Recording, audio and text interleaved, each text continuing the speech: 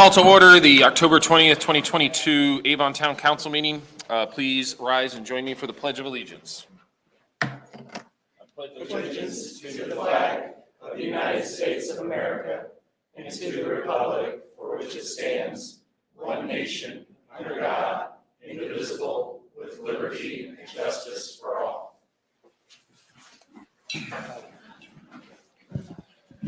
Thank you, Julie. Would you take roll call, please?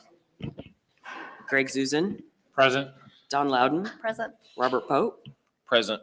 Aaron Tevabaugh. Present. Steve Eisenbarth. Present. First item on the agenda is a consent agenda to include the check register for 1020, the work session from 10:06, and the meeting minutes. I'll make a motion that we accept as presented. We have a first and a second. Julie, would you take a roll call vote, please? Don Loudon. 4. Steve Eisenbarth. 4. Robert Pope. 4. Greg Zuzan. 4. Aaron Tevabaugh. 4.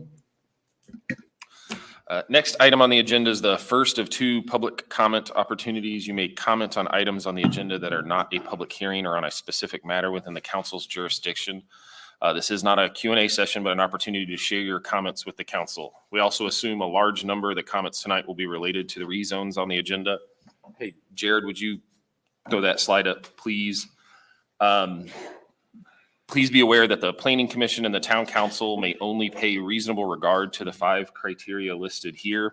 You are welcome to speak your mind, of course, but please remember if your comment or question is unrelated to one of these 5, we cannot legally use it to evaluate these rezones. And for the sake of everyone's time, please refrain from repeating concerns already stated from previous speakers. Please come forward to the microphone, state your name and address, and limit your time to 3 minutes.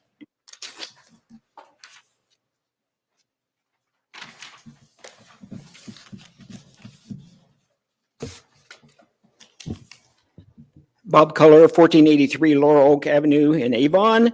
Not addressing anything in particular other than to discuss, if you will, what the definition of a planned unit development is. And in respect to the ones that sat in on the Planning Commission meeting, this is a repeat from a couple months ago. In the past, Avon, we've approved some PUDs, some planned unit developments, which included outlots where a retail store or something was going to be placed on that particular property. As member of this Unified Development Ordinance Steering Committee, we looked at that rather closely and knew that it was a real problem that needed to be addressed. So as we were looking at that UDO, the definition for a planned unit development, we came up with something that, I'm going to read it. A development occurring on a parcel under a single ownership or unified control that is developed as a unit and is mapped as a zoning district in and of itself.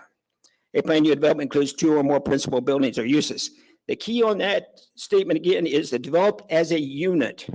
We don't see a PUD as something that has an outlot where they want to put in a commercial lot that doesn't get developed and it sits there for a number of years, and eventually they will come back and ask if put residential on there. So when we're looking at PUDs, we will look for multi-use, developed as a unit in one particular area, and that was the intent of the UDO and what the UDO steering committee was looking at and thinking when we went to define a planned unit development. Thank you for your time.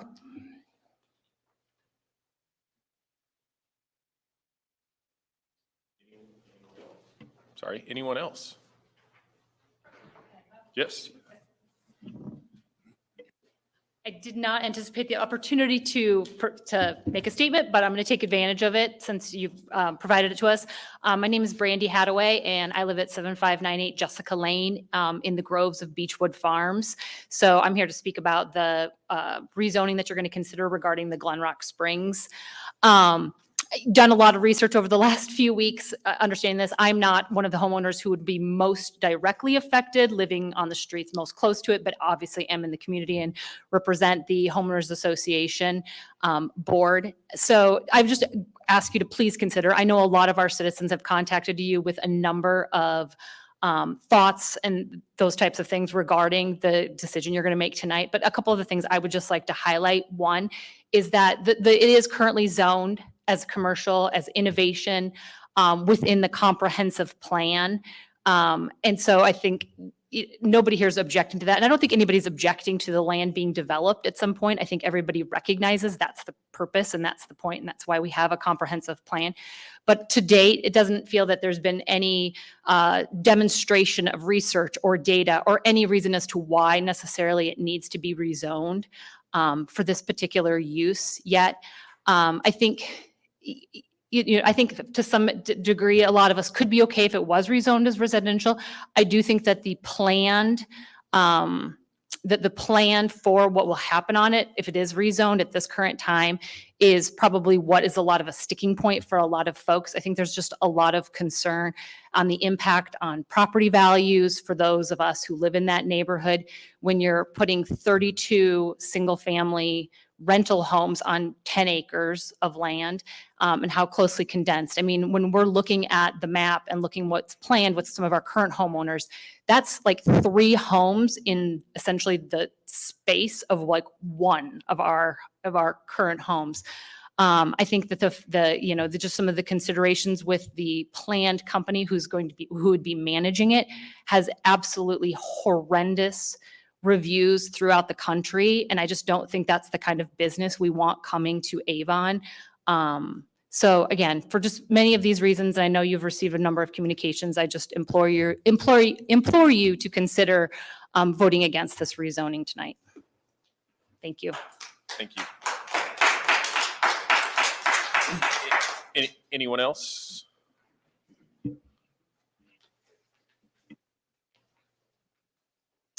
Good evening. I'm Bob Tran, 804 Chestnut Drive. I want to show up and support her. I feel the same way. I've done my research as well, send you guys some of my findings in regard to the company, what they want to do. And I do want to express the concern of, how this is going to affect our property values. Even if this comes in and I decide to sell all my properties in this area, I'm still going to take a loss. And this is my investment that I want to stay here. I want to be here for a long time, so I want to protect my investment. But I'm sure the homeowner wants to do the same thing. So after living in 5 different states, I've seen this happen quite a bit, and I just want to make sure I share my concern and send in as much analytics and data as I can to support. I don't just want to just say it. I want to prove it, how this is affecting us 3 years from now when this happened. So please consider.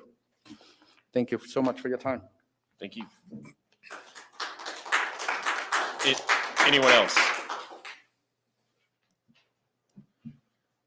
Seeing no one come forward, we'll close that. Please, sir. Yes. I thought we made our presentations after the attorney, so I apologize for that. My name's Mike Eaton. I live at 807 North 200 West in Danville. I'm the current owner of that property. Like I told them at the Plan Commission, when we decided to develop this property, Bob Jarzen, which was your planning director at that time, we sat down, we had big discussions about how to develop it. And he kind of presented, and we were pretty rookies at that time, and he was a professional. And he said the area behind the commercial, which at that time was Cub Foods, should be office. And that's what we took his word for it. And that was 24 years ago. So in the 24 years we've been trying to market this piece of property, no one has come forward wanting to build office buildings on this property. This is actually the first offer we've ever had on this piece of property.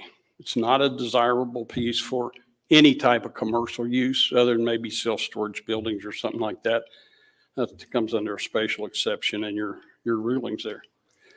So it seems to me like a mistake was made 24 years ago, and we're still making that mistake. This is a piece of property that the market dictates the best use for a piece of property. You all know that. I mean, that's just the nature of it. So you got a chance to build nice houses here, better quality material than that are required for the existing groves that the builder has agreed to put on these houses. to make them better. They're going to have a maintenance company come in and do their yard work and things like that. So it'll be consistent all the time. So it looks like the town has a chance to maybe gain some income here for a piece of property that the attorney has stated at the last meeting that this thing will bring in about $224,000 a year in property taxes. Well, in 2021, I paid $133.94 for the year. They caught their mistake, and last year I paid $135 taxes for the whole year. So you're going to gain $223,000 in income on this piece of property, or it will probably sit there for who knows how much longer until someone comes along, or you guys decide that maybe we ought to do something with this piece of property. It's an infill. And at one time we had senior apartments were preliminary approved for this project, but it was subsidized by the government. He didn't get his allotment, so they dropped that. So at one time it was going to be multifamily. That town council at that time had asked for that, and they preliminary approved that. So in all this time it's sat there and nobody else is showing any interest. Now we've got interest in there, and they want to build 31 houses. They're nice houses. They're as good as a lot of things that are being built in some of these tract subdivisions. So I just think it's prudent that you think that, okay, maybe we ought to do something with this piece of property and not let it sit here for another 24 years. Thank you. Thank you, sir.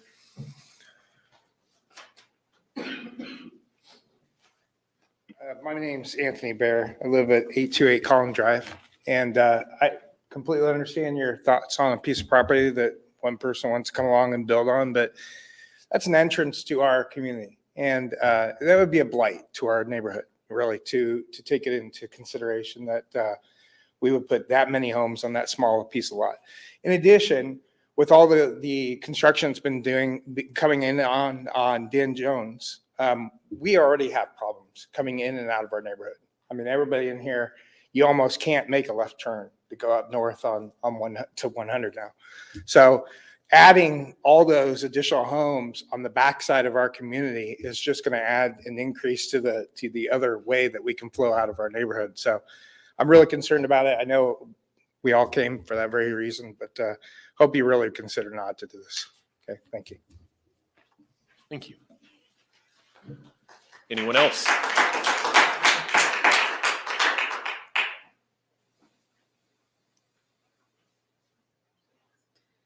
Hello, I'm Tarina Widener. I'm actually the broker representing the property at Beechwood Center Road and for the Cityscape project. So I'm going to knock out two birds with one stone here. Could you state your address, please? 4320 North County Road, 325 West, Danville. Thank you. Thank you. So as Mr. Eaton explained to you, most of the interest in this property has been for multifamily use. These are the inquiries since 2019, and 75% of them are for multifamily use. So just so you know, that's what people really wanted to put there, developers mostly. And none of them wanted to come before you and take you on so for that project. I did tons of research today and this week preparing for this meeting, and I could sit here and inundate you with facts and figures all night.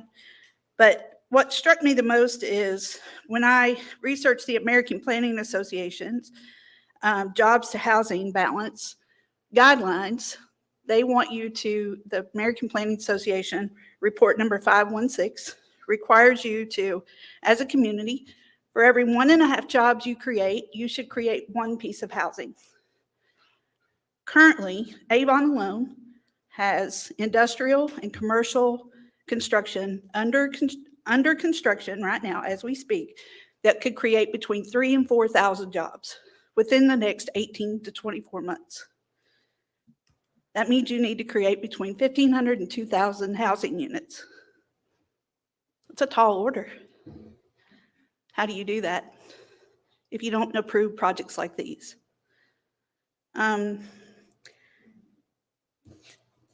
Hendricks County, third fastest growing county in the state, expected to increase 30,000 people between now and 2030. Again, they only come if they have a place to live. The top 3 needs for employers right now to obtain employees everywhere we go, help wanted. You're checking yourself out at the grocery store, you're using Scan and Go at Sam's, everywhere because they can't find enough people to work. People won't come to work if they can't find a place to live. It's that simple. The top 3 needs to obtain employees: housing, public transportation, and childcare. Those are what we got to, if we as community developers want to keep our community safe and in balance, we have to meet those needs. Now, I can provide you all these copies of the MyBoard report showing the housing shortage.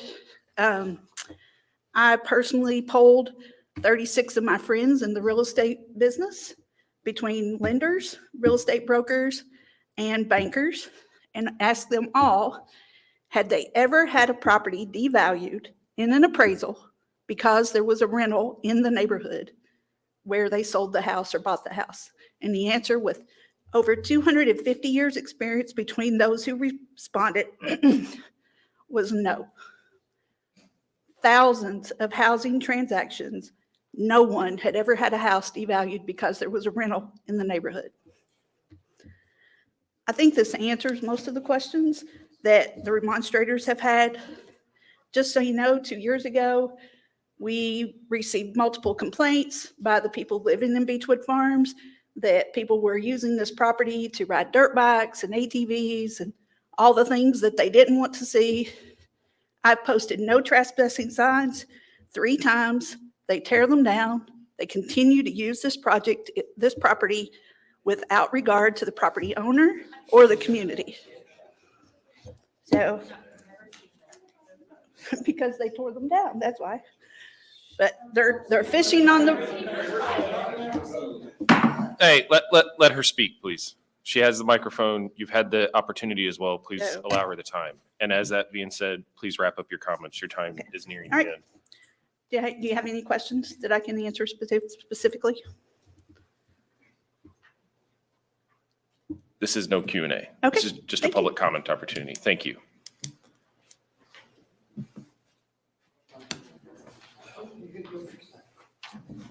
Hi, good evening. My name is Greg Moore. I live at 670 Collin Drive in Beechwood Farms.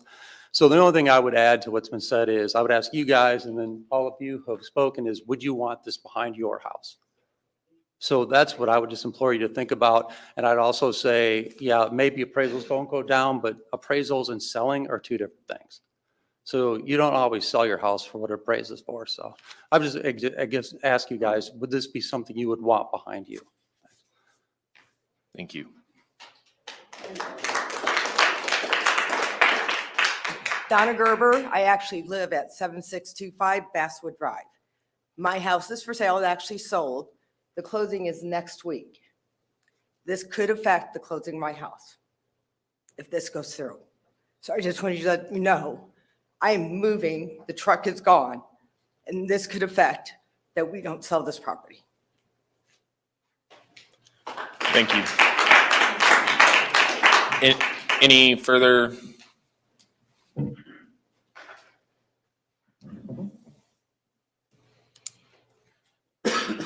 Pardon me, Joel Hickman, 7591 Basswood Drive. And like the previous, my house backs up to that piece of property. I don't think anyone really objects to the rezoning, but the rezoning to the R3 versus a comparable R1, which the current neighborhoods are, and the population density of the proposed new community. In regards to the statement about polling the real estate community about devaluing a home, excuse me, because of a rental being in the neighborhood. That's not a rental community. That's a single piece of property that we're referring to in that bit there. My wife's a realtor, so I'm a little bit knowledgeable. So just please take into consideration all these factors when making your decision. Thank you. Anyone further? Seeing no one come forward, we'll close that section of public comment. Next item on the agenda, council comment and liaison reports. We'll start with you, Ms. Loudon. Attended the architect selection Zoom meeting. We had, in the last meeting I reported, we had narrowed it down to 4. This Zoom meeting that we had last week, we narrowed it down to just 1 and selected American Structure Point to proceed with phase 1. And that's the needs analysis where they'll get with all the different taxing entities and help determine size, things like that, scope that we need. Attended the Oxford Park Annexation Open House on Wednesday evening. There was a second meeting held today. And of course, by law, we have to hold 3. The last one will be tomorrow at 10 a.m., again here at Town Hall.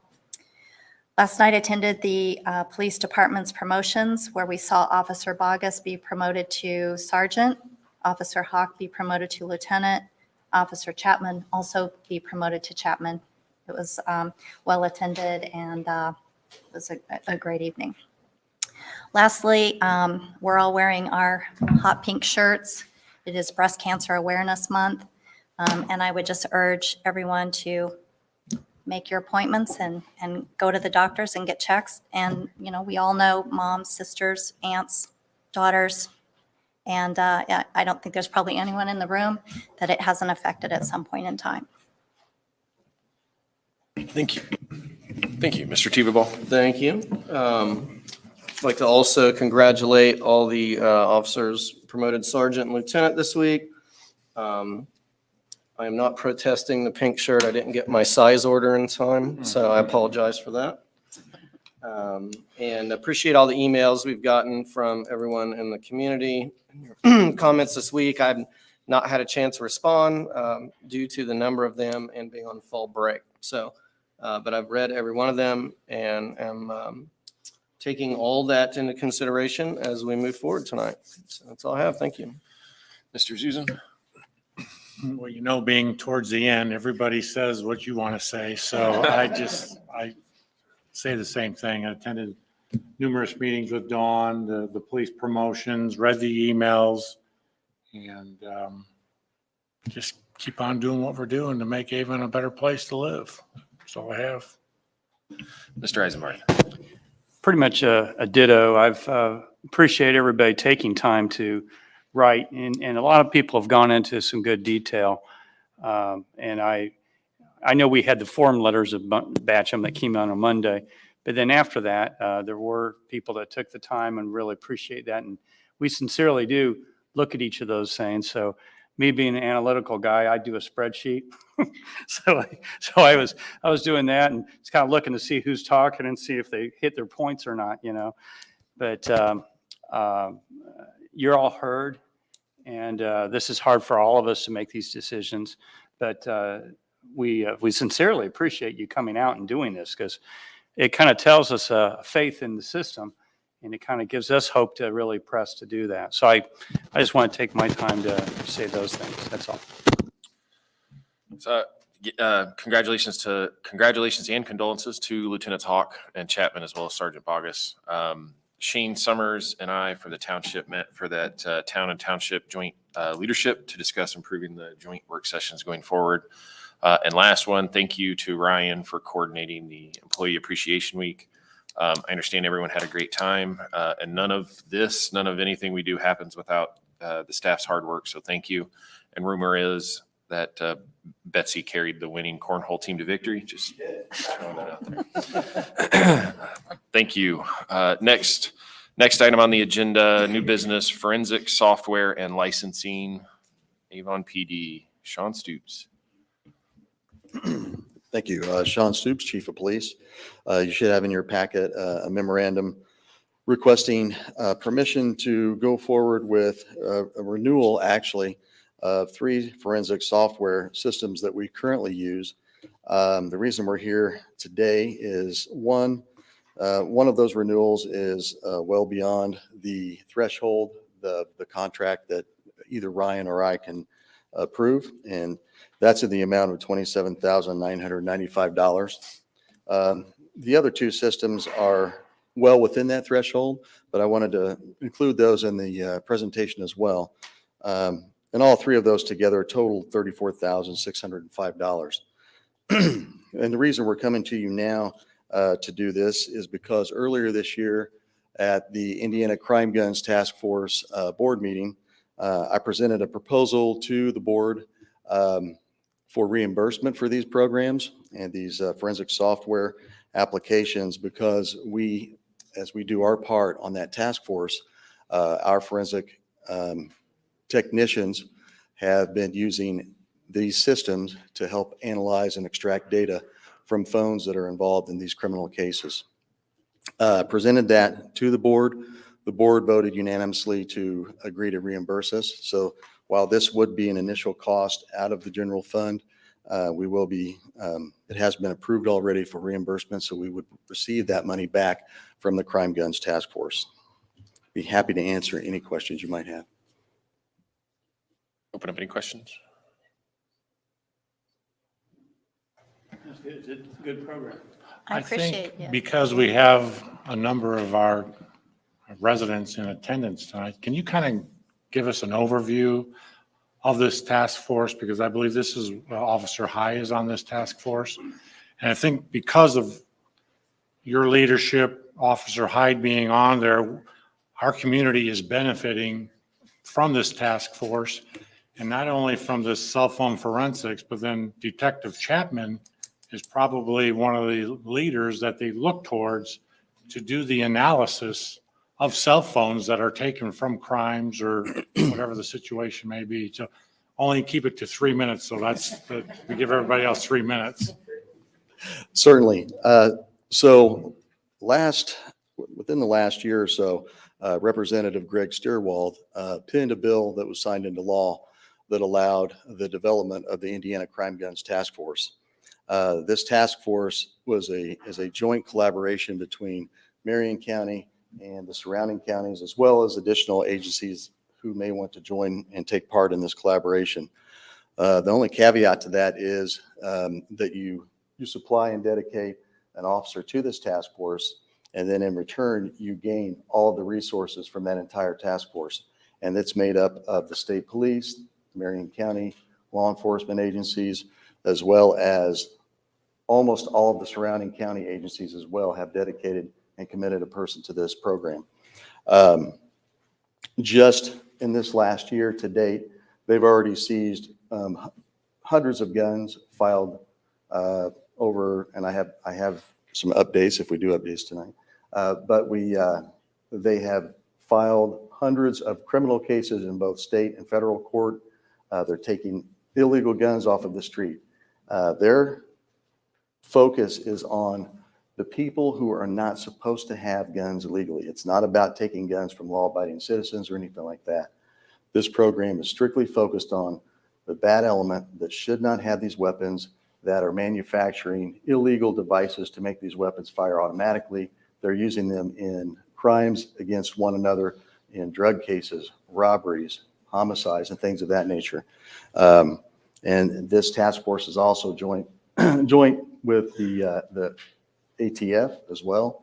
And their central hub is in Indianapolis. They all work in the same building, and they all work together to develop these cases and then go after the bad guys, get these guns off the street that don't belong on the street. One of the most important things that they can do is secure these cell phones. These cell phones have so much information in them, it's almost better than getting DNA from a suspect. So these cell phones bring in not only data about the suspect they're investigating, but it may even develop more suspects that they're not even aware of yet, that they can focus on and get more guns off the street. So there is a domino effect to that. As Mr. Zuzan stated, Lieutenant Chapman was one of the first forensic examiners in Hendricks County. And the prosecutor's office helped us purchase that first software. And almost every agency in the county at one time brought their phones to Lieutenant Chapman for him to do the forensic analysis and extraction. So he's become well-known in our community as well as Indianapolis in conducting the forensic exams, and has had immense success with everything from homicide cases to robberies to drug cases and so forth. So it's an ever-changing, evolving software application. So every year we have to pay for new subscriptions. This year's subscription was paid for by the Hendricks County Prosecutor's Office, and we're thankful for that. Looks like we're going to have next year's subscription paid for by the Crime Guns Task Force. And as long as our officers on that task force continue to be successful, we anticipate that that money will continue to come in. And I know from speaking with Representative Steerwald that he's already working on the next grant to even bring in more money because of the success we've already had. So I hope that explains it a little bit. Thank you, Chief Stoops. Sean, I just want to say that I appreciate you and Brian always going after grants and trying to be, responsible with taxpayers' money and looking for reimbursements and all of these different ways that you can find to save us money. I just was wondering if you know when we may be reimbursed by the Indiana Gun Task Force, because I think it might affect some other things that are on our agenda tonight, so. It shouldn't affect anything because we have the funds in our general fund currently. If you recall, we had several vacancies this year and we have not been able to fill those vacancies due to background investigations. So we have a surplus amount in our general fund that we can reallocate to this temporarily. The Crime Guns Task Force is currently working with the State Board of Accounts to get all of that money released. And we anticipate before the end of the year, we should be reimbursed for that, as well as our officer that we have dedicated to the task force as well. And that should be in the amount of about $75,000. Thank you.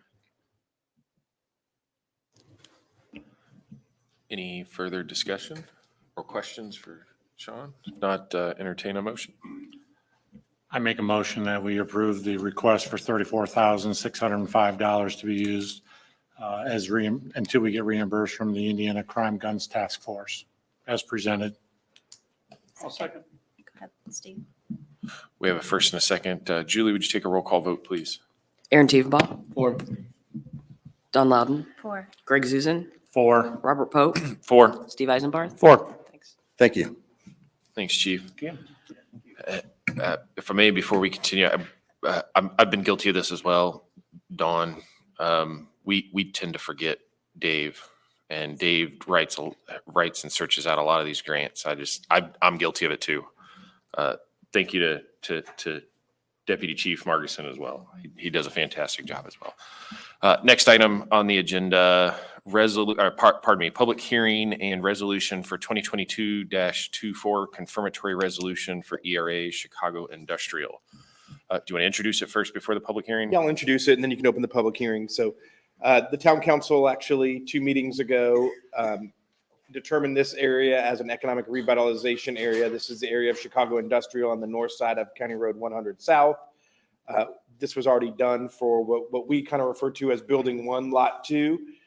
This tax abatement is for Building 2, Lot 1. So it gets a little confusing because it's kind of flipped around. But so this is part of the statutory process. You guys have to do a declaratory resolution. Then you actually have to advertise for the public hearing. You hold the public hearing this evening to take in any input on providing a tax abatement to the property. And then if you guys will vote to whether support it or deny the tax abatement. So happy to answer your questions. Any questions for Ryan or Dan? No, we'll go ahead and open the public hearing. All right. We'll open the public hearing at 7:35 p.m. on the matter of the economic revitalization area. Anyone wishing to speak, please come forward, state your name, address, and limit your time to 3 minutes. Seeing no one come forward, we'll close that public hearing. Any questions for staff? Further discussion? If not, anyone would like to make a motion? I'll make a motion, resolution 2022-24, that we give a positive recommendation or forward it. I don't believe we do. Approve it. No. We approve that resolution? I got to remember what committee I'm sitting on tonight, that we approve it. We have a motion to approve. Second. And we have a second. Julie, would you take a roll call vote, please? Greg Zuzen, 4. Aaron Teveba, 4. Robert Pope, 4. Don Loudon, 4. Steve Eisenbarth. 4. Next item on the agenda, Resolution 2022-25, adoption of fiscal plan for Oxford Park annexation. I assume you're speaking to this one as well, Ryan? Yes, I will. So part of the annexation process, and I know the town council accepted voluntary annexation petitions for the Oxford Park annexation. So we do have to, prior to the notice of public hearing, we have to actually adopt a fiscal plan. So I know you guys are a little more familiar with the super voluntary process where you kind of do it right before you adopt the ordinance. But in this case, a summary of the fiscal plan actually has to go into the notice of public hearing. So this does show up earlier on your guys' agenda than you will see.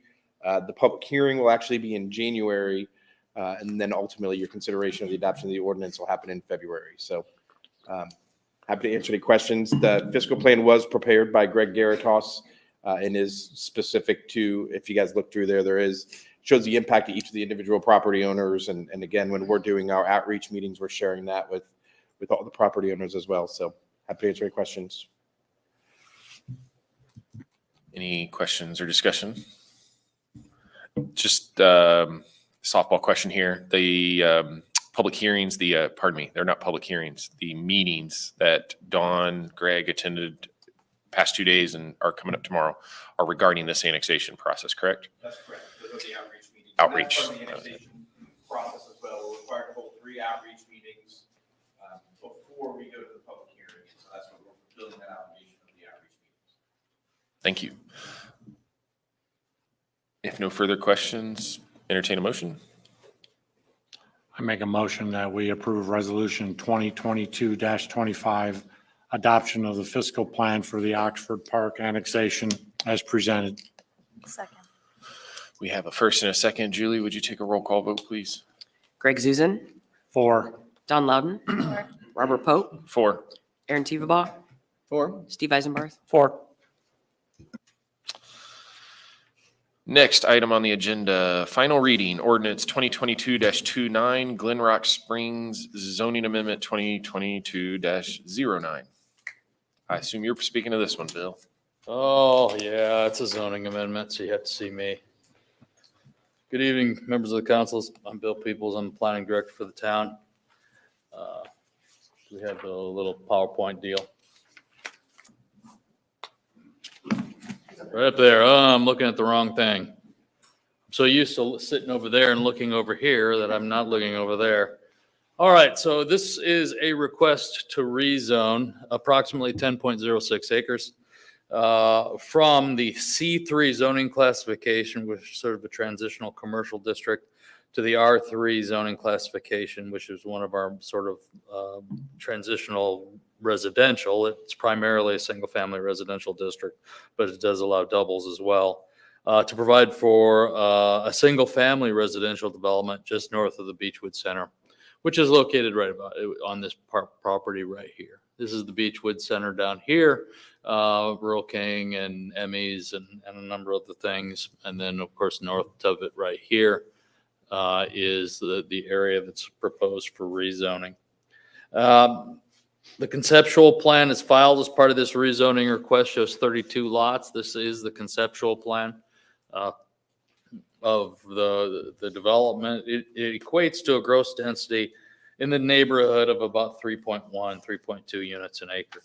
The areas to the north and west, going back, are developed in single-family residential, which is the areas in the north and to the west. The areas to the east and to the south are zoned. This is office, medical office, I believe, and then this is retail commercial down here. The north is Groves. It's developed at a density of about 1.79 units an acre. Park Place over here zoned, developed at a density of about 2.1 to 2.11 units an acre. So the density, proposed density is a bit higher than the Groves of Beechwood, still considered a low density single family residential development, but at 3, it's 3.1, it's 8, 3.2. It's a little bit higher than the existing developments here and here. The petitioner does intend to use the enhanced architectural standards in developing this property. should they file a subsequent plating if this rezoning is approved. And that process is one of the reasons for the increased density.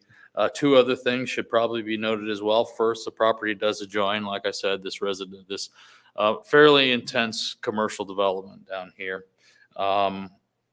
And the second thing is the property itself is zoned for commercial development. So a fairly intense development could be developed on the property as it is right now. It may be advantageous to establish some sort of transitional use on this property to transition from the relatively intense commercial uses to the south through this site to the predominantly owner-occupied single-family residential uses to the north and west. The comprehensive plan, though, the 2017 future land use map, going back over to, shows this place as innovation. Innovation is medium commercial, low commercial, low intensity industrial zoning type of use that creates, for all intents and purposes, incubators for small businesses on properties. So it's designed to designate areas and supporting programming for entrepreneurs and businesses and to encourage future potential in high investment growth and high wage opportunities. So the land use that they're proposing isn't necessarily consistent with the plan, but it also, and you could put an innovative use on an area that's zone C3. The case was heard by the Plan Commission at September 26, 2022 hearing date, and after a significant public hearing, the Plan Commission did forward a favorable recommendation on this. I certified that to you on the 30th of September. And the vote by the Plan Commission was 4-3 on that favorable recommendation. The petitioner is here. If you have any questions concerning the development, any of the details of the development, and I'd be happy to answer any questions that you have. Any questions for Bill, for staff for the moment? If we have questions for the petitioner later, we'll call him up. But for now, we've got Bill at the mic. Well, Bill, I have one question. What is the zoning for the Groves of Beechwood? Is that an R1 or an R2 zoning? Could you put that back up? As well as the one in Park Place? So it's hard to see, but it's R2. Oh, it's sorry, R3 over here. So it's R3 around it. So Beechwood Farms is zoned R3 as well? They're all zoned Okay, R3. okay, thank you. And Bill, on the, when you mentioned that fairly intense commercial to the south and with the development that we've had, how do you see this as fitting with that, with fairly intense? How would you describe this fit? Well, normally you wouldn't use single-family residential to transition to single-family residential. So normally, if you'd use the land uses you would typically see would be some sort of office development, multifamily residential, churches, schools. Those are the main ones that you see as a transitional use. I looked at the site. And when I was thinking based on the comprehensive plans recommendation, some sort of office suites development that had small offices for lease with common, conference facilities and those sorts of things. It would be a good site also for, say, a nursing home or some sort of age-restricted community as well. As a transitional use, but usually what you have is a higher density development, but not as intense as you would with a retail development that has although a limited, some outdoor storage and display associated with it. When I say intense, it's not as intense as say a car lot or a big automobile repair facility or a body shop or something like that, but it still is a fairly medium to high intensity retail use. And one follow-up. So on the comprehensive plan, as far as the innovation, it's always tough to figure out what is an innovative property or property use, but what would be a good use of property to support building enterprises, getting people to grow like entrepreneurial type, incubator startups? What would be a complement to doing that? Well, we got Rise is sort of the classic case out there on Ronald Reagan that's going to be built fairly soon, and that is a facility where you have sort of an office warehouse type of use, that someone that's operating out of their house, but they've outgrown that house. Maybe they've got 3 or 4 employees now. Maybe they've got a small fleet of vehicles and they need a place. They can't do that from their house anymore. So they need but they're not big enough where they can go buy an industrial building or build an industrial building. So they need that transitional space to grow their business to the point where then they can go out and do a build to suit or lease a bigger space. And so now I'm not saying that that's an industrial. The Rise one is an industrial and it's appropriately located on Ronald Reagan Parkway. I was thinking more along the lines of like an office suites development, where you would have, instead of a development that's catered towards the contractors and the other land uses that are more industrial in nature, this could be something to the effect of, say, that one chair beauty shop that wants to do a 3-chair beauty shop, or that realtor that now has 3 or 4 staff members, and they need a small. They don't need a huge office, but they need a small office in which to grow their business from less from their house and more out in the community. No, thank you. Appreciate that. Any further questions for staff? If not, we'll call the petitioner up here if there's any questions for the petitioner. I'm not seeing any. I do have something to correct that was said factually.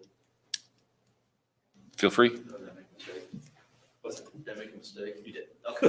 A small one. And I'm not trying to be a picker of nits, but I do want there to be the factual predicate for the decision, whatever it may be. The statement was made that the properties to the north in Beechwood, where many of the residents that are here tonight are from, was R3, and it's not. It's R2. The property to the west of our project is R3, south is C2, and east is C2. And so we made this proposal to have a transitional land use. It's true that you don't often see single-family homes as a transitional land use, but that's typically because you don't see a property owner willing to effectively downzone their property from something that would permit multifamily potentially or some more intense commercial use. And instead, we're proposing a single-family use. If I could just mention one other thing that's important, I think, to the reason we're here is in some ways, we're here because of Avon's success as a community. There is a high demand to live here. And that's a good thing. What it does present, though, is challenges as far as providing housing variety to the people that want to live here. I gave at the last presentation as part of the Plan Commission just a very brief kind of overview of housing stock availability in the community. And you could choose different variables, but the variables I chose were a $300,000 house, 1,500 square feet, and how many of those were available in the town. On the day that we did the Plan Commission hearing, using Zillow as the source, which I understand you could use different databases, the analytical person can average those out for us. But to give their example, that database had 7 total in the whole town of Avon, none of which were newer than 25 years. When you couple that $300,000 home, 20%, that's $60,000 down to avoid paying mortgage insurance, assuming you don't qualify for some other program. 30-year mortgage, 7.5% interest. All of a sudden, you're up around $1,900 a month in a house payment. And it's made housing stock availability in communities all over central Indiana, even successful, affluent communities like Avon, very difficult to attain, even for the average tenant of an American home, which is over $120,000 a year annual income, household income. And so what this variety of house provides is an opportunity to add a variety of housing stock to the community to meet a very definitive demand that exists here today. And we really believe that the project presents an opportunity to build something that is needed and wanted in the community, as measured by folks who would be interested in living here, as opposed to something that seems very unlikely to be developed based on the owner's history and ownership of the property over a great length of time. We arrived at the density of the total homes of 32 homes on the property. That's just slightly over a 3-unit per acre density. It's a 10-acre parcel, 32 homes. We're allowed to go to that density under an R3 because we're enhancing the architecture, which is a very nice feature you all built in to incentivize high quality. So these homes have no vinyl, stainless steel fixtures, granite countertops, irrigated lawns. They're low maintenance in the sense that the owner, which is American Homes, does the maintenance on the yard and on the home itself. They're long-term investors. It gives them an opportunity to efficiently maintain the homes over a long period of time. I'll just close by saying one thing, and Mr. President, I appreciate your indulgence in letting me talk a little bit. Saying one other thing just in closing, which was with regard to the property values and the perceived adverse impact on property values. These are homes that if they were for sale are in a market range of between $350,000 and $400,000, maintained by a single owner, with a set of covenants, conditions, and restrictions that are robust, no different than other high-quality single-family homes developments in Avon. And the staff report that was presented to the Plan Commission, we think said it best, where with regard to that criteria, it said that there was no rational reason to conclude that additional homes would impact property values negatively. And that's essentially what this is. There's nothing unique about this proposal except the nature of the occupancy. It's still a single-family home adjacent to another single-family home, and it's a high-quality one at that. And so for those reasons, we would respectfully request your approval and an opportunity to make this substantial investment in your community, and appreciate your time this evening. Thank you.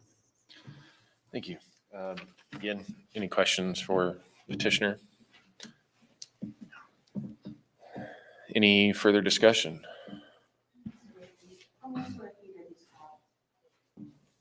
Pardon me, this isn't the time for Q&A. We've got to conduct business. If you have questions, please take it outside of the chambers. Thank you.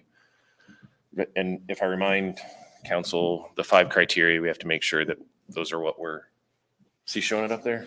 Not showing it up there again. You know, the 5 criteria that we have to take in consideration for these rezones. Do you want to go through each one of those criteria? Sure. We had them up here earlier. The Town of Avon Comprehensive Plan. I think we've discussed that. It obviously is not meeting our comprehensive plan.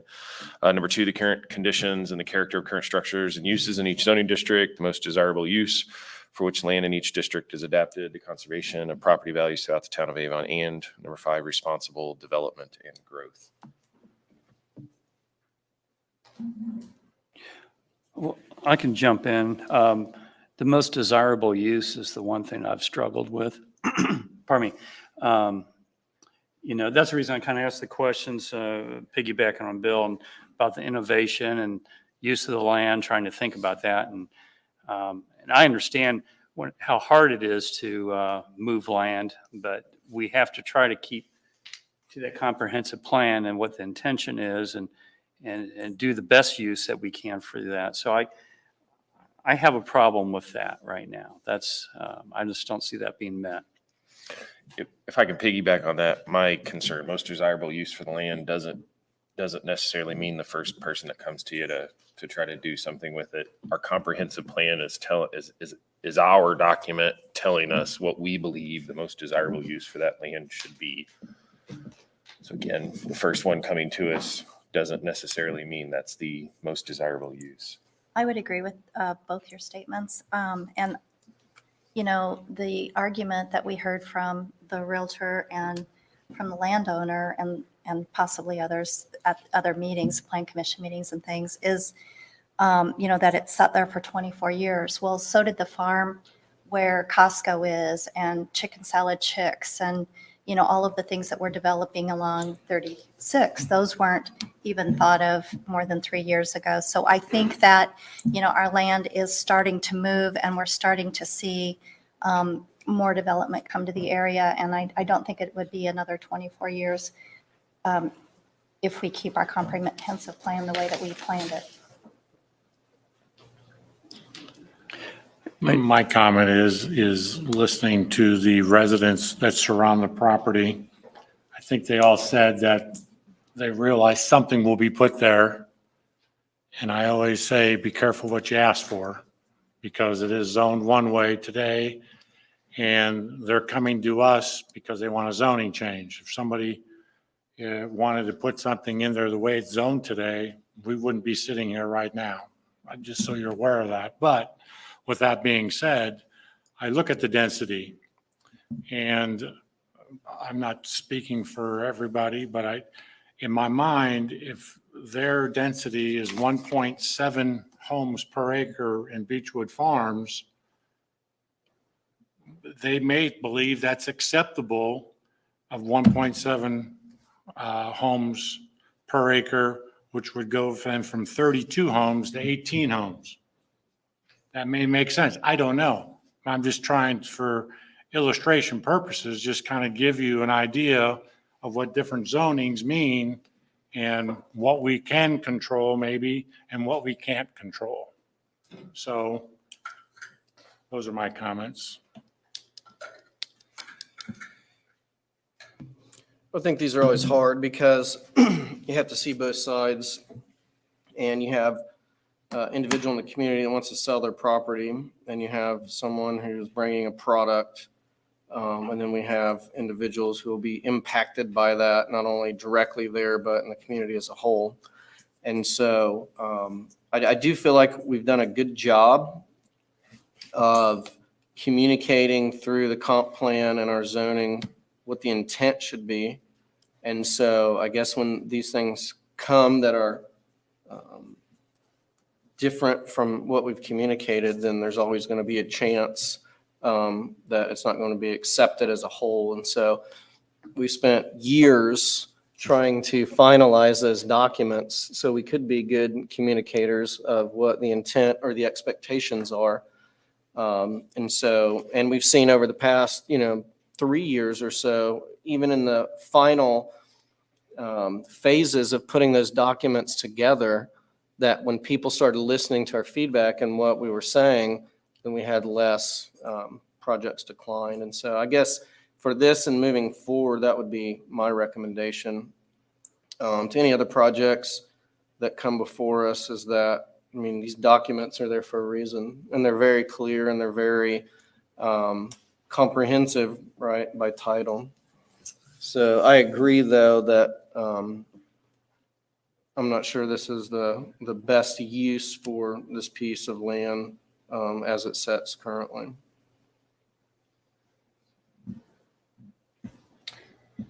If there's no further discussion, I would just talk on the responsible development and growth. To me, we said that we would balance our tax base. And I think responsible growth, we do not have office buildings really in Avon. And as Bill said, that would be a good transition type building there. I know Plainfield has one, shared office space. Plainfield and Brownsburg both have one. We're a growing community. We just got RISE there for our industrial. And I think that it would be a great place for development and growth for more of the professional development. So, I see that use still as a good use of land there, the way that it's currently zoned, so. Yeah, I agree with you, Don, because that's where I was going with the innovation and trying to find something that would work in that direction and fit well. Anyone care to make a motion? I'll make a motion that we do not accept the zoning ZA 2209 for Glen Rock Springs. I'll second. We have a first and a second. Julie, would you take a roll call vote, please? Greg Zuzen, 4. Don Loudon, 4. Robert Pope, 4. Aaron Teveba, 4. Steve Eisenbarth. 4.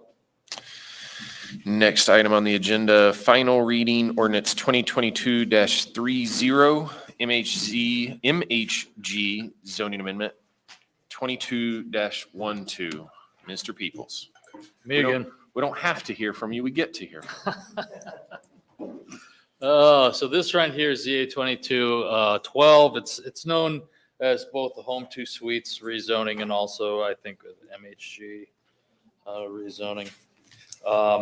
It's a rezoning of about 2.37, 2.4 acres. There it is. It's this area in blue right here. About these 2 lots right here. For the construction of a hotel and to have an undeveloped lot for future commercial development. Land use pattern in the area is a mix of commercial uses, obviously, though the area north of this site is established residential, long-established single-family residential developments north on the public street there. West of the property is a warehouse retail use. South of the property is a light automobile service uses, and there are 2 hotels to the east of the property. Establishing a commercial use on this property would be consistent with the properties to the east, to the south, and to the west of this proposal. 2017 future land use cluster map does not have an overt recommendation for this property. And when that happens on the comp plan, you do have a couple of options. One, accept the underlying zoning and say that's what it is. In this case, the underlying zoning is, I believe, RB in Hendricks County because it is not annexed yet into the town, and that's a later petition on this docket. Residential, given the surrounding land uses and the general land use pattern in this area, is probably not the appropriate use for this property. So I wouldn't say that the underlying zoning is the appropriate use here. Adjoining to the west, there is a significant area, and that's the area that's dominated by the Costco warehouse use. And the plan calls for area retail. And the plan specifically states that you can extend a land use recommendation within a reasonable proximity across property if you need to. And so because the plan says that, there's no reason to believe that the plan could not support a retail zoning in this property. The requested zoning classification is consistent with the zoning classifications all around it. And so the Plan Commission obviously heard this case at its September 26th meeting. And after a public hearing, it did vote to forward a favorable recommendation to the council by a vote of 7-0. And I certified this recommendation on the 30th of September. Petitioner's here if you have any questions for him. But the Plan Commission recommends that you approve this rezoning. Thank you very much. Open up for any questions for Mr. Peoples. Again, my only question is if the rezone that is being requested is by a potential buyer of the property, correct? Yeah. Yes. What happens if that sale does not go through? Does it still get rezoned or does it go back to the zoning it currently is? It remains zoned commercially. Okay.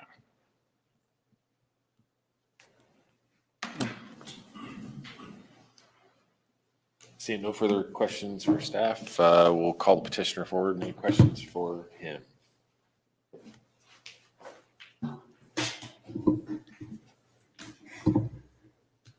No questions? Good introduction. I'm sorry. Hey, Do it. yeah, good afternoon, evening, Mr. President, members of the council, Joe Calderon, 11 South Meridian, Indianapolis, representing MHG. From a pure zoning standpoint, I think this is a pretty easy one, given the surrounding zoning and frankly, the undesirability to have those single lots with individual driveways up and down 900 remain residential. I do have exciting news to report that has changed since Plan Commission even, because one of the challenges we faced, and I think we discussed this at various meetings, was access issues. And we were kind of hamstrung because Eden Gate Owners Association owned a ribbon between Angelina Way and the parcels that we were talking about. Well, my client has a parcel in Eden Gate and this common area under contract to buy. So we believe that when we bring development plan through, that'll, all the access problems will be solved. It'll help really create a much better project for everybody. So we encourage you to support your plan commission and affirm their vote and adopt this ordinance to C2 tonight. Any questions for the petitioner? Any further discussion? Again, reminder. I agree with the plan commission on the five criteria. I'll just say that. Well, I think this one's a little bit different because we already have 2 hotels right there on, right off of Eden Gate going over. So it's kind of already, I know we don't have a zoning because it's county still that, so it's not in our comp plan, but it is what's already there. So to me, it kind of makes sense that this is a good fit. The word I used at the planning commission, Mason Pike actually helped me along to find that word. It's very inconsistent if this were to remain residential. It'd be a residential peninsula jutting down into a pretty heavy commercial district. It would be more consistent to keep this similar zoning around it. I do have a question, I think more for Ryan or Bill regarding this sliver of land. Will that cause a problem in this process? Will that change can that all be taken care of in DPR, or does that have? It can all be taken care of. The sliver of land is actually already annexed in. So it's not going to be. But zoned properly. It's zoned C2. Yeah. That answers my question. Okay. Thank you. Yes. Any further questions, comments, petitioner? If not, I make a motion, we approve ordinance 2022-30 MHG ZA 22-12 as presented. we have a first. I'll second. We have a first and a second. Julie, roll call vote, please. Aaron Teveba. 4. Steve Eisenbarth. 4. Greg Zuzen. 4. Robert Pope. 4. Don Loudon. 4. Thank you. Thank you. Next item on the agenda, final reading ordinance 2022-33, Cityscape Apartments at Ronald Reagan Parkway, zoning amendment 22-02. Mr. Peoples. Me again. All right, so this is a plan unit development, PUD 2022-02. It's a request before you. It's a preliminary master plan approval of a plan unit development. A preliminary master plan approval of a plan unit development is substantially similar to a rezoning request. So you're taking the property that's currently zoned from C3 and changing that to planned unit development to allow the construction of a 304 unit apartment complex and having a 1.1 acre lot reserved for future commercial use. This is the property. It's right across the street from the sort of Reagan Logistics Park right here. This right of way flows through here. That's Veterans Drive going to 1050 right here and Ronald Reagan right here. The site adjoins some legacy single-family lots and undeveloped property to the north, emerging industrial basically to the west and south, and single-family residential subdivision to the east across from 1050. This is another site that is good it's a typical infill site with heavy industrial development on one side and single-family residential development on the other side. So it's a good transitional site, which is the reason why it's zoned C3. Future land use plan, the cluster map does recommend innovation again for this property. The goal of the innovation recommendation, as I said before, is designating areas for supporting programming for entrepreneurs and businesses, like a business incubator use. The goal of that is to embrace innovation through the designation of areas and supportive programming to entrepreneurs and businesses. This also is in the Ronald Reagan Corridor Master Plan. That's a county plan that's sort of folded into our planning processes through the Ronald Reagan Corridor Overlay District. It does promote proposed flex tenant spaces for the use, which provide multifunctionality ranging from office to retail to light manufacturing. So it's basically on this particular location, based in the comprehensive plan recommendation, we're looking for some sort of innovative use to serve entrepreneurs. Adjoining to the west, this case was heard by the Plan Commission at its September 26th, 2022 hearing date. After a public hearing, for those of you interested, this is the conceptual plan for the plan unit development up there, showing you the 302 or 304 unit apartment complex. The Plan Commission did forward an unfavorable recommendation to the council by a vote of 6-1, and I certified this recommendation to you on the 30th of September. Petitioner again is here. If you have any questions concerning the development, and I would be happy to answer any questions that you have. Bill, if you would, you've got the summary up there. Can you talk about the wetlands issue, as you can see, that runs through that parcel? Yeah, there's a huge area right here. Now, the constraints on this property from an environmental perspective are fairly significant. There's a drainage way that flows through the property about like this and about like this. So the area in the middle here is very difficult to use without doing fairly extensive environmental approvals, such as wetlands mitigation and other sorts of things. So it does make the use of this property a very challenging thing to do for especially for, say, like a big box industrial land use. Thank you. Yep. One other thing, Bill, on the commercial part, I mean, I call it the commercial part, the commercial site, the yellow part there. I know we have the chart that talks about the acceptable uses or potential uses. Is there any probable uses that have been presented on this? No, I think that the petitioner is focused in on the multifamily residential piece, and once they establish the multifamily residential piece, then they intend to market that piece, supporting the multifamily residential. The reason I ask is it's been elusive over the years. Sometimes when the commercial comes in second, it just doesn't come. Yeah. And so that's the reason I kind of always put a high standard to try to pin down what can we get in there, what's the probability of it, and that kind of slants me on the negative. Yeah, commercial does tend to chase rooftops. I've had cases where developments have developed they'd been approved with multiple zonings, and a commercial zone has sat for 20 years before it's been developed. And then, of course, by that time, there's rooftops all around it, and then the rooftops don't want that commercial use there usually. That's been my experience anyway. Catch 22. Thank you. Yep. Any further questions or discussion? Well, we'll call the petitioner up here. Seeing none? Thank you, Bill.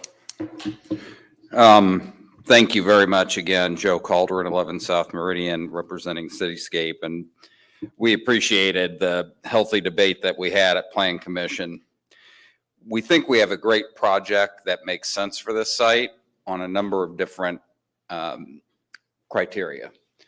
Most importantly, and the difference between this parcel and maybe the first one that you heard tonight, is that it is just not a clean slate type of property. There are severe environmental constraints. And that's really the reason why industrial has kind of bypassed it. In fact, we did an analysis through Jeff Banning, and could he cite some industrial on here? Yeah, about 200,000 square feet, which is nothing for this kind of acreage. That type of yield would be about 1/5 the property tax generation as our projection. When we invest $50 million in this, we're going to generate about $1 million. The other issue that we think is important to know is that when you really think about industrial, you really need great access. The Reagan is awesome, Veterans is great, but when you really look at 1050, not so much for truck traffic. Probably not a great thing.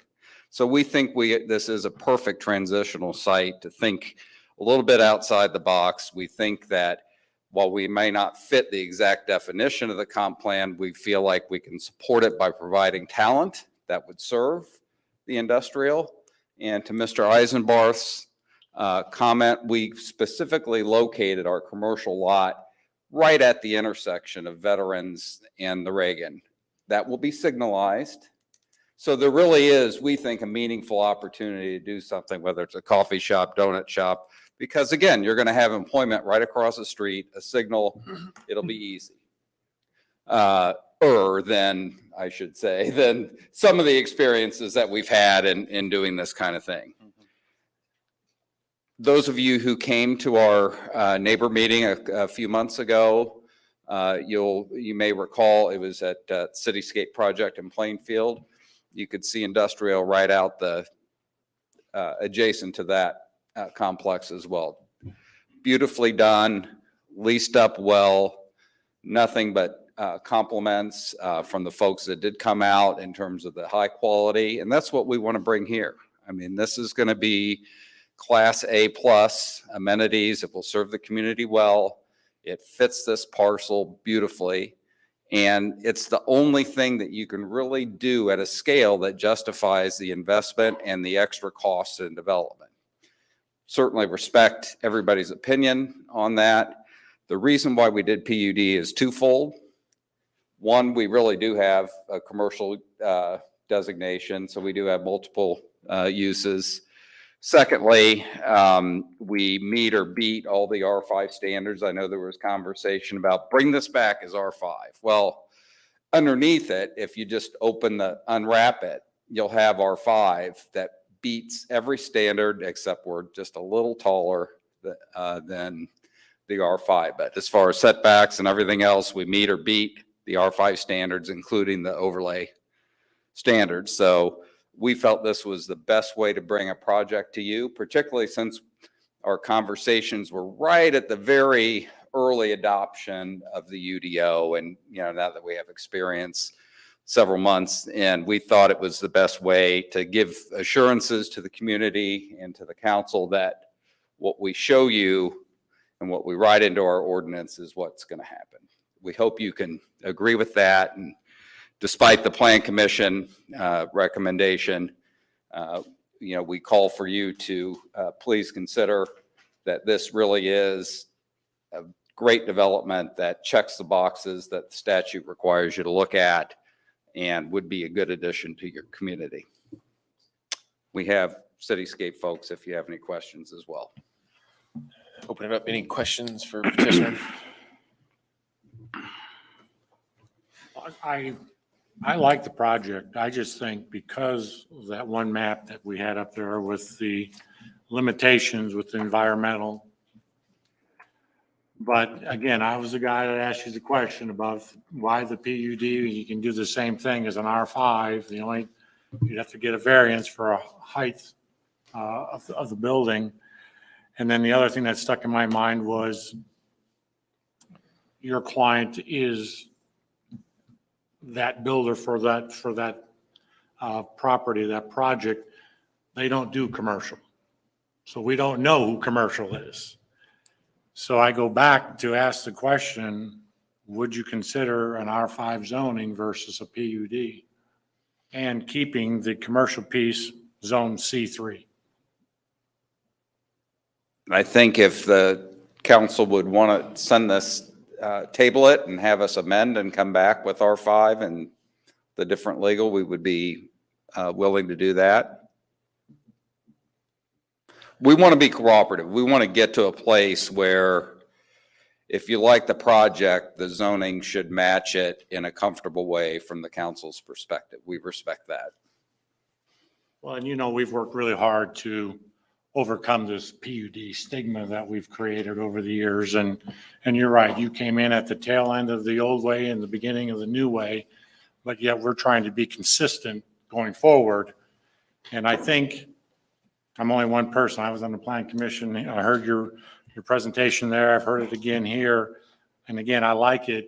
I just couldn't get my arms around the zoning. So if I'm happy if they want to table this and go back to the plan commission and talk to about an R5 zoning for the project and keeping the commercial piece C3.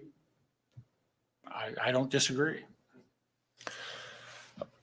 Correct me if I'm wrong, Dan, we'd have to make a motion to that. We'd have to take a vote to that extent to table that.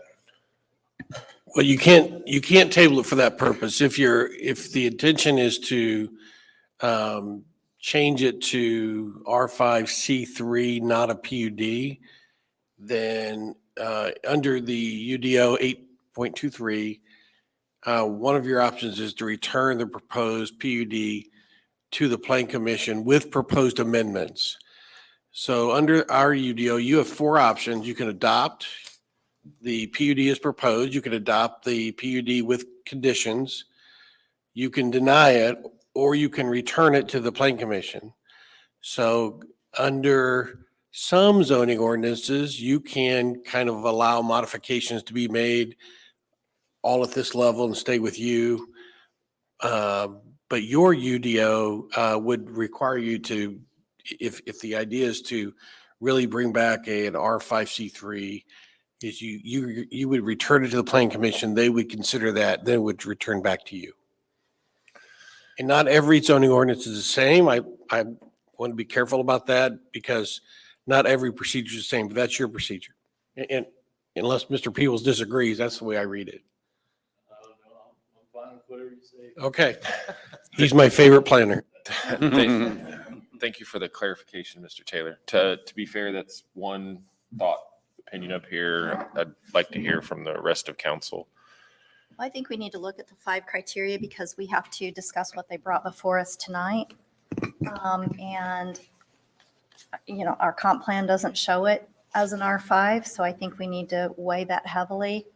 I personally would not want to see it come back as an R5 myself because I think that our Ronald Reagan corridor is for commercial development. We have very little land left. I think that, like Aaron alluded to before, we spent a lot of time deciding what our what we wanted for the community, and our comp plan is that Bible, if you will. And I think that I don't know that it's the best use for the land. I understand it would cost a developer some money to get around some of the environmental issues, but just to the south, Rise is getting around those environmental issues with the way that they're developing the site. It's the same waterways that ran through that property. So I don't know, just my opinion. I'm continuing to mirror you, Dawn, because I'm thinking the same way.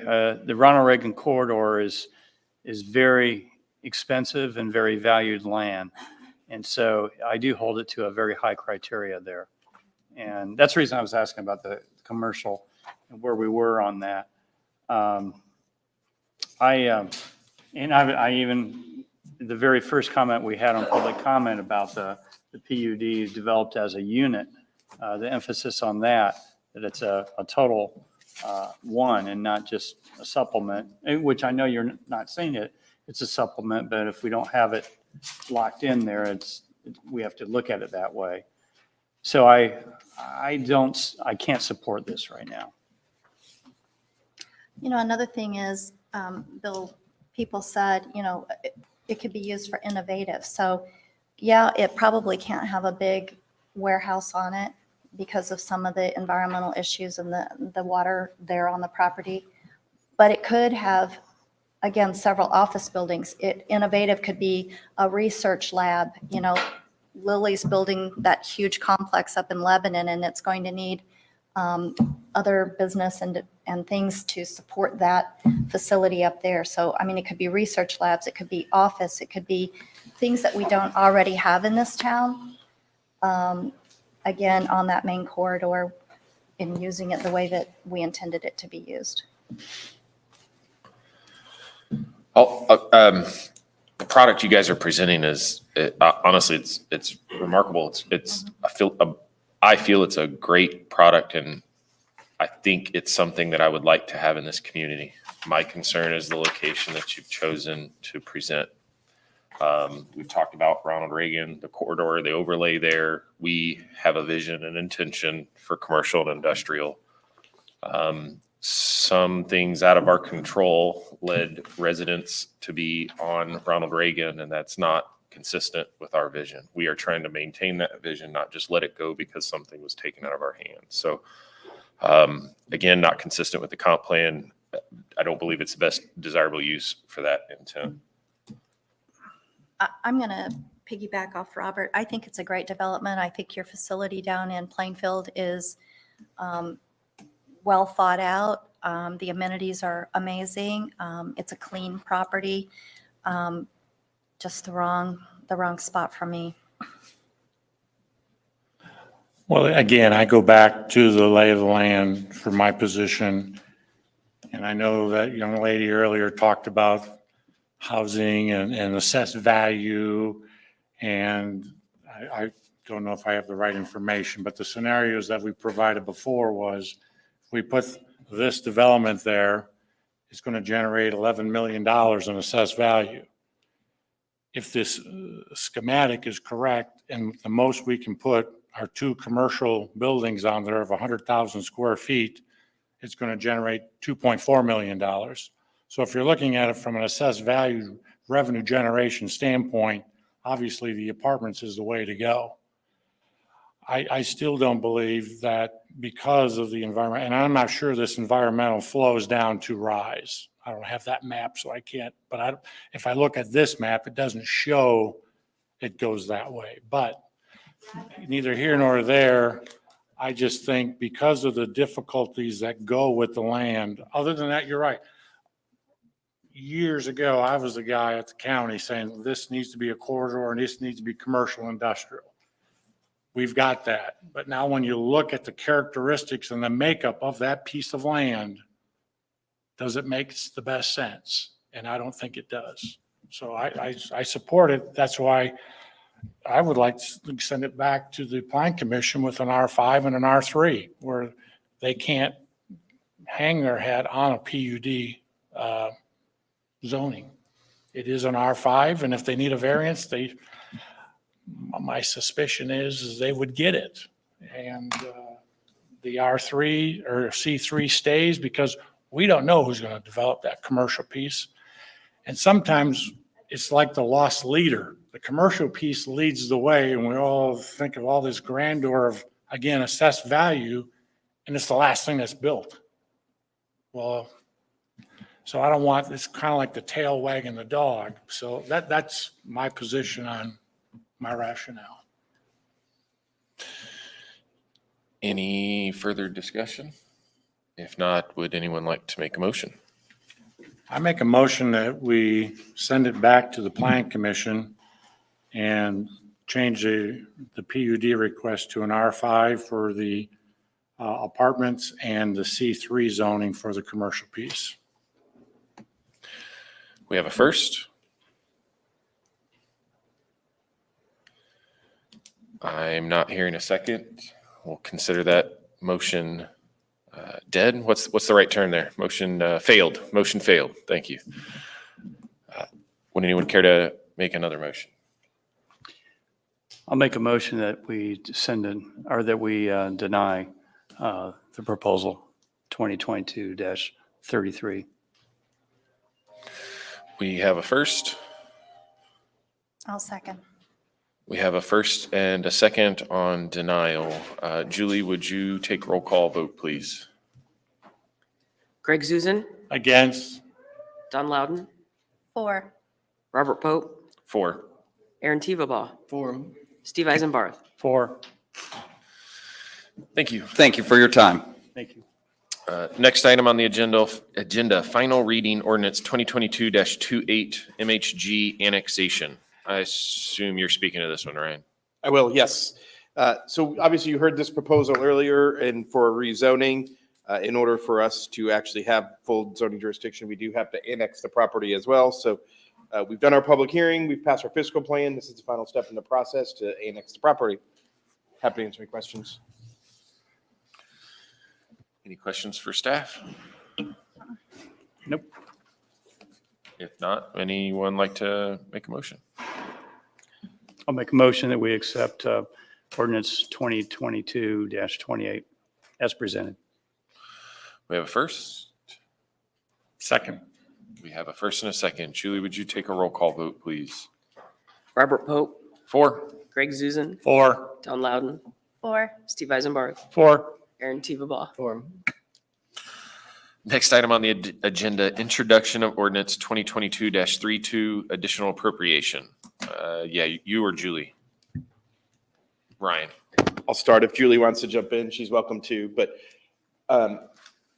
as is we've done in the past, it's pretty typical for us to, at some point in the year, to do an additional appropriation. Additional appropriation is basically if we've maybe incurred expenses that hits our budget, but then when we actually get grants, we actually have to put that money back in. So this is kind of our opportunity to do that. It's also the opportunity for us to look at our budget and see if there's any additional funds that we need. So you'll notice in the supporting documentation, I think the only thing that we've proposed is for fuel. Certainly our fuel expenses have been fairly substantial this year as a result of higher than normal gas prices. So both the police and the town budget, we'd identified that we need some assistance in those areas to support the budget. You will notice that there's a couple other things in there. Julie actually just closed the books this week.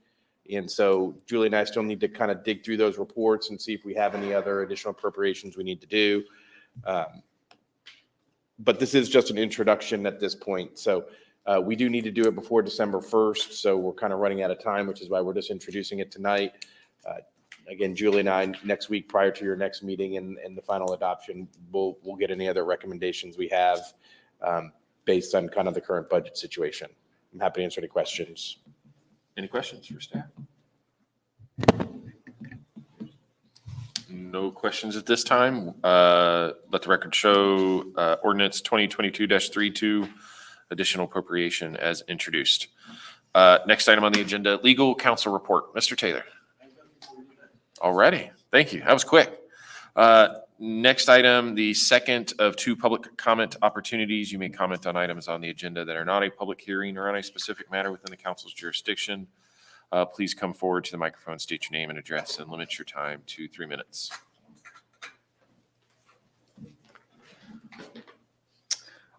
Hi, I'm again, Bartran. I just want to take the opportunity to thank you guys for everything you guys do for us. It's not personal, it's just, I think you guys are doing everything you could for us, and we appreciate it.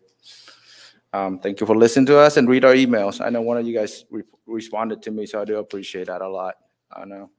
We plan to stay here. Given the opportunity, I would have bought that piece of land and open an office space. I have 18 employees, and we're all using the office space in Plainfield because we don't have one here. Come on over here. I'm sure we could connect you with the owner. Yeah, so, you know what I mean? Honestly, I would love to see like an office space where a little workout facilities or something like that below, and then above would be just office space where we can share, because a lot of us work from home as well. So it'd be nice to have something like that for us. I mean, we're looking for it. We're right now, we're staying in Plainfield across by the Mice Car Wash because we don't have space here. So I do want to thank you guys. I just didn't want to just walk out after the decision. So thank you for that. Thank you. Appreciate you. Anyone further? I've seen one thing really fast. Sure. I'll be really quick. I don't want to keep you a little longer. I just wanted to really quick say, though, thank you again for listening to this. But I also wanted to commend, and I know he left, but Mr. Peoples was incredibly helpful. Like, I know he took the brunt of a lot of the initial contacts and that type of thing. And he just took a lot of time to help people understand and explain it. And not necessarily in a biased way on either thing, but just to give a lot of information. So I know he already left, but I just felt like I don't know who his boss is or who he reports to, but we interrupted his day in the middle of the day and he came out and spent 45 minutes talking to folks. And so again, I just wanted to commend him really quick because again, nobody loves people just walking in and interrupting your day in the middle of the day, but he didn't seem at all bothered. So thank you. Thanks Thank for you. the feedback.